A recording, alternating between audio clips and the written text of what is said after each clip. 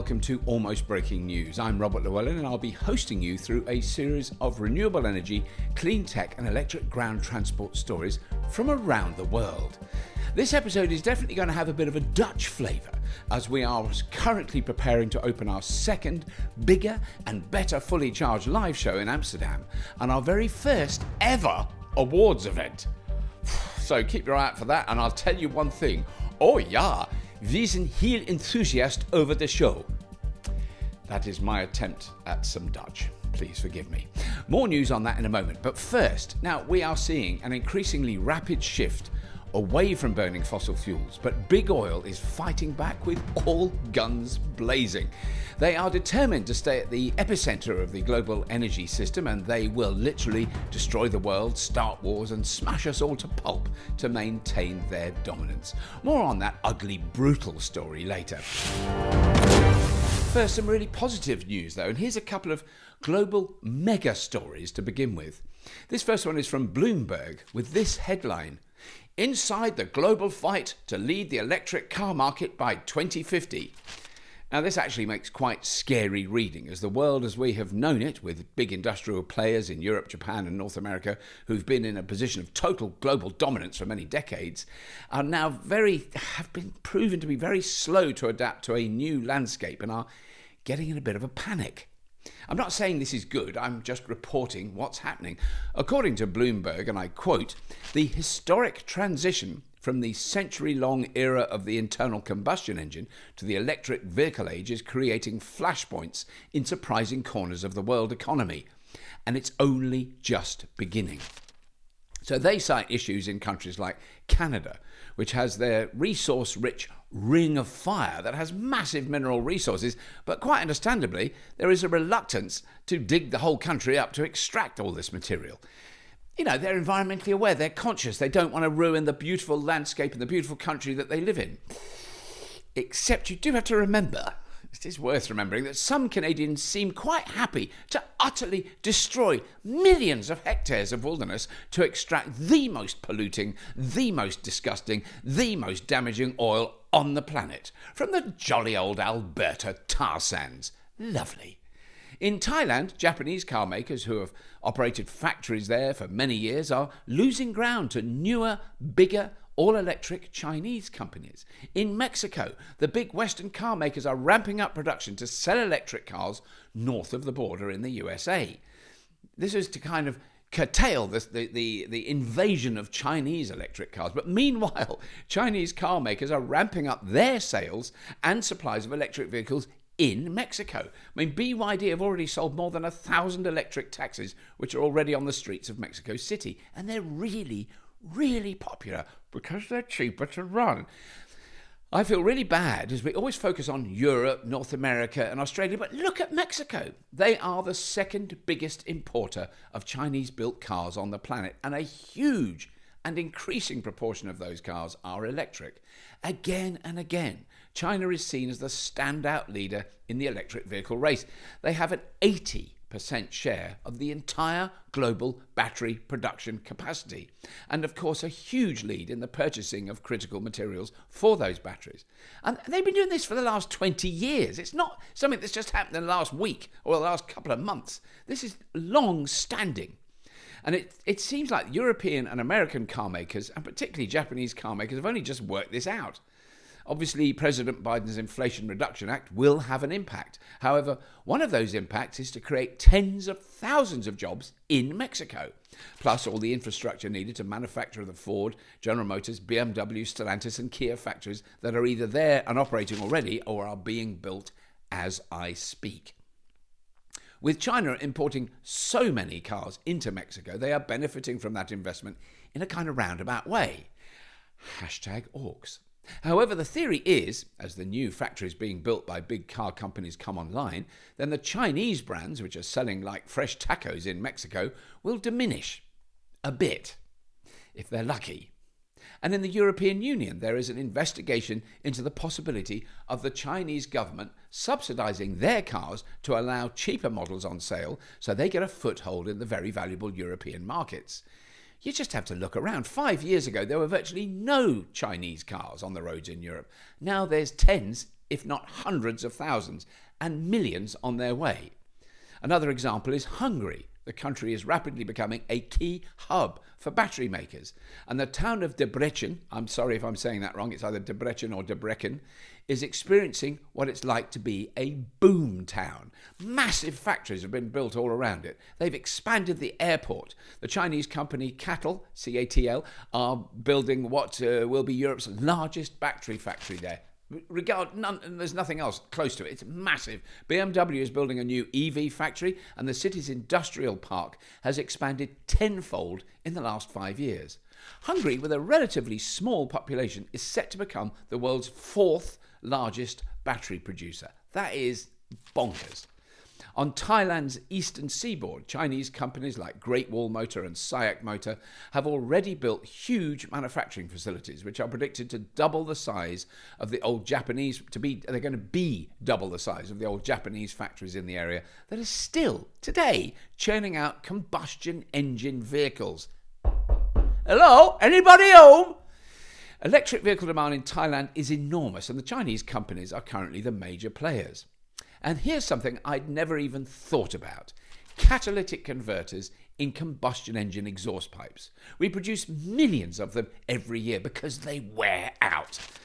They remove some, that's their job of a catalytic converter, is to remove some, not all, but some of the filthy toxic spew that combustion cars pump out every second their hopelessly inefficient engines are burbling along.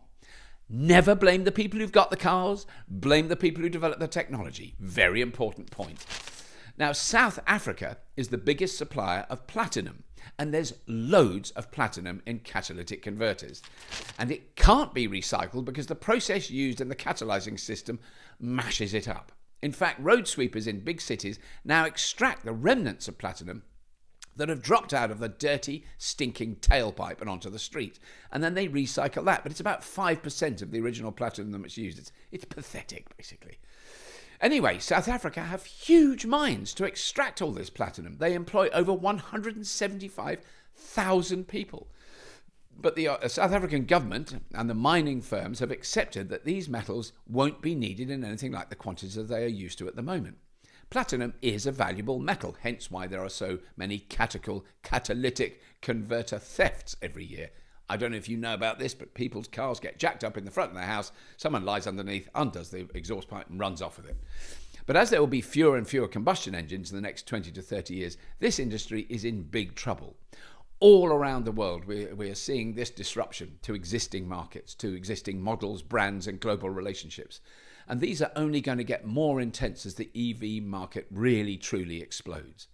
Bloomberg New Energy Finance forecasts that global sales of all types of electric ground transport, not just private cars, everything, will reach $8.8 trillion by 2030.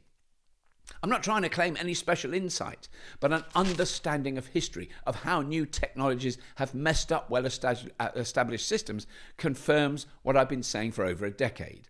Electric cars won't save the world, but they are so much better than combustion cars, they will make a difference. And the energy transition from centralized burning of fuel in big power stations that pump out loads of toxicity, from that to a total reliance on extracting and burning fuels, it's a very disruptive and difficult transition. There will inevitably be casualties, but we can't stop it.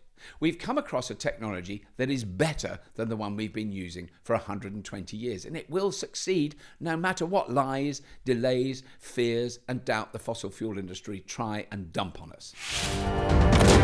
Anyway, now some Dutch stories, because, you know, if we are going to have, this is amazing what's happening in parts of the Netherlands, if we're going to have tens of thousands of electric-powered trucks shifting goods around all over the world, they need somewhere to charge. And they really do need somewhere to charge when they're moving, because they're doing long distances. In a joint venture founded by Daimler Truck, Traton Group and Volvo Group, they have just opened a proper truck charging park in Menlo, in the Netherlands. Not Menlo Park in California, Menlo in the Netherlands. The original Menlo. Yeah, the first one.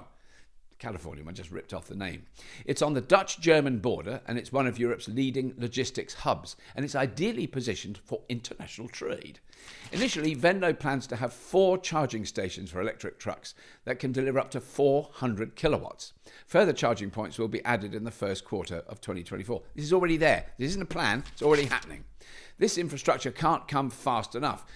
Recently, I read this, a spokesman from MAN Trucks stated that we need to urgently accelerate the expansion to at least 4,000 places, which can deliver 1 megawatt charging points in Germany. That's just in Germany. And 50,000 high-capacity 1 megawatt and above charging points in Europe by 2030. That's a lot. There's probably a dozen in existence at the moment. We barely started with the trucks, and the trucks are going to change much quicker than the cars. That is the scale we need to be able to have only electric trucks and coaches hissing along our auto routes. And another quick story about charging electric vehicles. The bottom line is electricity is free for the rich. Yeah, who would have thought it, that the rich people get a better deal everywhere they go? The Ionity charging network is offering owners of certain EV model, just one, free charging for 8 years at all of its high power stations in 24 European countries. You can drive it anywhere in this car and never pay for electricity. The catch of this very tempting offer, just before you put your deposit down, this offer only applies to the Rimac Nevera e-hypercar, which costs a little bit over 2 million euros, and of which it's a series of only 150 cars that will ever be built. So I've decided I'm just going to get one. I'll get one anyway, just so I can show you what it's like. I'm not going to get a 2.5 million euro car. Don't worry. Well, I'm not sure you're not worried about it, but I'm not worried about it either. What am I waffling on about? Get on with the story. And again, in the Netherlands, it's just been revealed that 47% of new car sales now have a plug. Okay, so that does include plug-in hybrids, which are the most dangerous petrol cars, the most dangerous cars on the road. Quick sidebar. I recently discovered that the most dangerous vehicles on the road today, in terms of fire risk, are plug-in hybrids. That's not me making it up. That's from recently released statistics from fire departments all over the world. Petrol and hybrid cars are bursting into flames all over the shop. Don't buy them. They're rubbish and dangerous. Anyway, in the Netherlands, 34% of all new car sales are safe. This is important. Yeah, okay, in the Netherlands it's 47%, but 34%. So it's only a small amount of plug-in hybrids. The majority, 34% of all new car sales, are safe, reliable, clean, long-lasting, cheaper to run, pure electric cars. Am I biased, you ask yourselves? You bet I am. Is that bias justified? Yes, it is, 100%. Okay, so look at this. This is a little bit personal now, this story. But have you ever had a little shiver when you do a wee or a poo? A little... Have you? You probably have done that. I think we've all done it at some time. I'm trying not to be too graphic here, but essentially you are losing a bit of stored heat when you release your business. And we just flush that away and we don't think about it. I've had the enormous privilege of going down some major sewers around the world. I love it. It's a fascinating hidden world. But one thing I can say is big sewers are not cold places. No, they're nice and warm. And of course, some clever Dutch folks have worked out that they've worked this out. These sewers are nice and warm. And they're now planning on heating millions of homes with our sewage. Ew! Poo-filled radiators? Ugh, well, not quite. This is a story from the UK Guardian, and I quote, "We have a photo of the streets covered in snow, and the manhole covers are all without snow," says Jeroen Rademacher, the project leader of this thing. It's an amazing idea. "Even when there is snow in the winter," and I hope you notice I'm not doing my really bad Dutch accent. I'm just reading it as a normal person with a normal voice. It's so tempting, but I'm not going to do it. "Even when there's snow in the winter, the sewer is warm. Warm sewage water flows 24 hours a day, and we could and should capture it. This can happen wherever there is a big sewage pipe." Oof, there's nothing better than a big sewage pipe, believe me. "The warmth comes from showers, the toilet, wastewater from washing, from the dishwasher, from all the washing machines.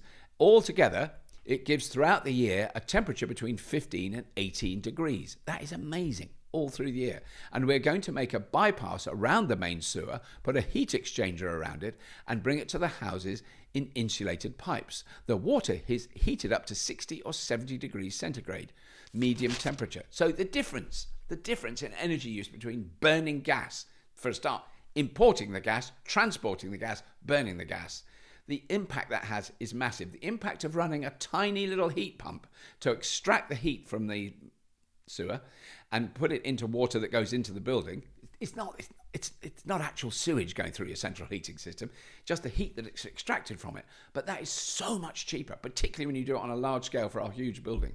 It's so blindingly obvious. Why haven't we been doing this for decades? Well, I'll tell you one of the reasons, because the vile oil and gas industry have a stranglehold on how we move, on how we heat our homes, and everything else they can get their grubby, filthy little claws into.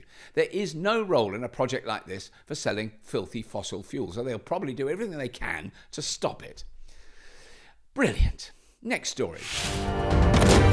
Tesla Model Y now qualifies for a major electric vehicle subsidy program in the Netherlands. So the Dutch stories are just coming out of the walls. Tesla said late last week that the vehicle now starts at €44,990, which comes at just €10 under the €45,000 threshold that would qualify a vehicle for the SEP incentive. SEP, or Subsidy Scheme for Electric Passenger Cars for Private Individuals. Well, that's SEP, anyway, SEP, has been active in the Netherlands for several years, and it's not just for new cars. When I read this, I went bananas. Now, you can get €2,950 off a new electric car and €2,000 off a second-hand electric car, a government subsidy to encourage you to buy electric. Can I just say something here? I think that's a very sensible scheme, particularly now as the second-hand EV market is rapidly approaching being massive. And just to add that the Tesla Model Y is by far the best-selling car at the moment in the world. Not just electric car, it outsells everything else on the market. It is bonkers. Now, cargo bikes. Up until the development of e-bikes, peddling a big, hefty cargo bike like the butchers used for deliveries back when I was a small child, it's a bit of a schlep. I can remember our butcher boy struggling to push his bike up the lane to where we lived. Anyway, there weren't e-bikes then, but cargo e-bikes are changing the game, and we're really excited to be holding the Everything Electric show in Amsterdam alongside the annual Cargo Bike Expo. It's going to be amazing, because let me tell you, if you've never been into the Netherlands, they are way out ahead when it comes to using bikes to move people and things. Not just little things, massive things. Bonkers they are with their cargo bikes.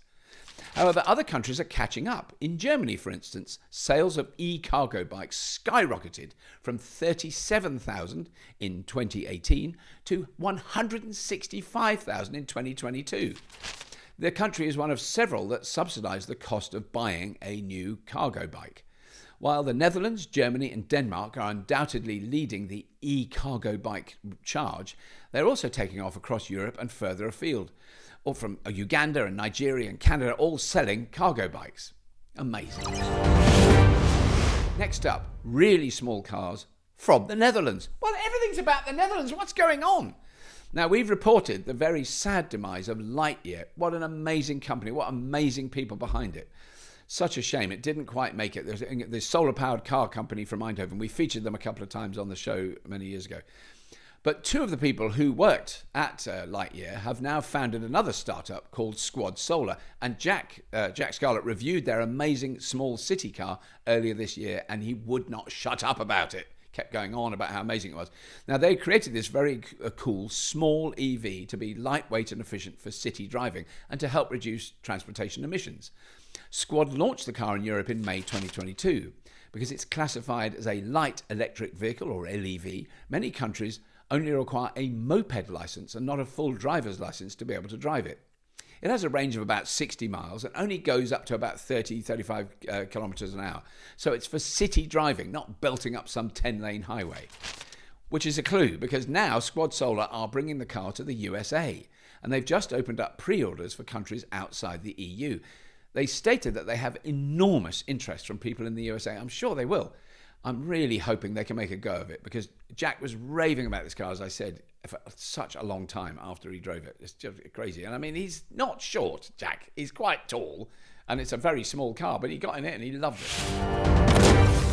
Finally, just to end on a bit of a rant, and this is not about, there's a hint of Dutch in the beginning, but it's not about the Netherlands as we know it now.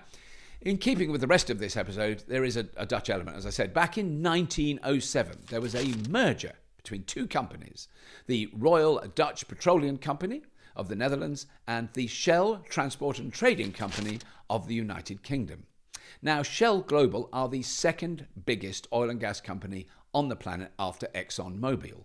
Shell has operations in 99 countries. It produces around 3.7 million barrels of oil per day and has around 44,000 service stations worldwide. In the recent past, they have made big noise about their investments in renewables, but presumably because of changes in management, they have gone fossil fuel hardcore. They are currently suing Greenpeace for $2.1 million in damages in one of the biggest ever legal threats against the group after its campaigners occupied a moving oil platform early this year. Why am I explaining all this basic stuff about Shell? Stay with me here. If you've never watched this show before, you may just have picked up that I'm less than positive about the oil industry and their power. Don't get me wrong, we're going to be reliant on using the crude oil we extract from the earth for many generations. It's a critically important resource, but just imagine if we didn't burn quite as much of it as we do now. I mean, it's so useful for so many things, and certainly the refining industry would have to redesign itself. The entire industry would shrink by about 85% is the estimate. But I think we will still be running oil refineries around the world in at least the next 100 years. All that aside, for now, right now, the rapacious, monopolistic industry has so much power, so much leverage with governments around the world, they are making the rest of us look like complete idiots. These global, hyper-wealthy companies receive massive, eye-watering subsidies from our governments, which means from us, poor, hard-working taxpayers. We not only buy their products, we give them money before they even sell them. According to a well-known lefty, hippie, tree-hugging organization called the International Monetary Fund, $7 trillion were spent on direct and indirect subsidies for fossil fuels in 2022. I'm going to repeat that figure. $7 trillion. This is from a report by Statista. All the links for all the stories I've mentioned will be in the show notes. Anyway, the International Monetary Fund say, and I quote, government support for fossil fuels is equivalent to just over 7% of the planet's entire economic output. A direct comparison with another important government budget item, for example, shows how enormous this sum is. Education spending by all countries around the world accounts for 4.3% of global gross domestic product. Fossil fuel subsidies are at 7%. I mean, it is so profoundly and puke-makingly, shockingly wrong. And we're still doing it, even now. And our current administration has just handed out massive backhanders and subsidies to massive fossil fuel companies that could afford to buy the country. Anyway, countering fossil fuel subsidies, according to the IMF, would not only offer a chance to put humanity back on track to meet its climate goals, but it could also prevent 1.6 million premature deaths per year and increase government revenues by $4.4 trillion. These rapacious bullies that run these companies have no shame. Not the people who work for them, not us who buy their fuel. It's not our fault. It's the people who run them, the people who make decisions at the very top. They don't care about you, they don't care about me, they don't care about our children. They only care about money and maintaining their position so they can continue to bleed us all. On that light, jolly note, can I just remind you of the wonderful Everything Electric show that's taking place on the 24th, 25th and 26th of November, and the awards ceremony that's happening on Friday the 24th, co-hosted by the wonderful and very funny Henning Wehn. I can't wait to see you there, but as always, if you have been, thank you for watching.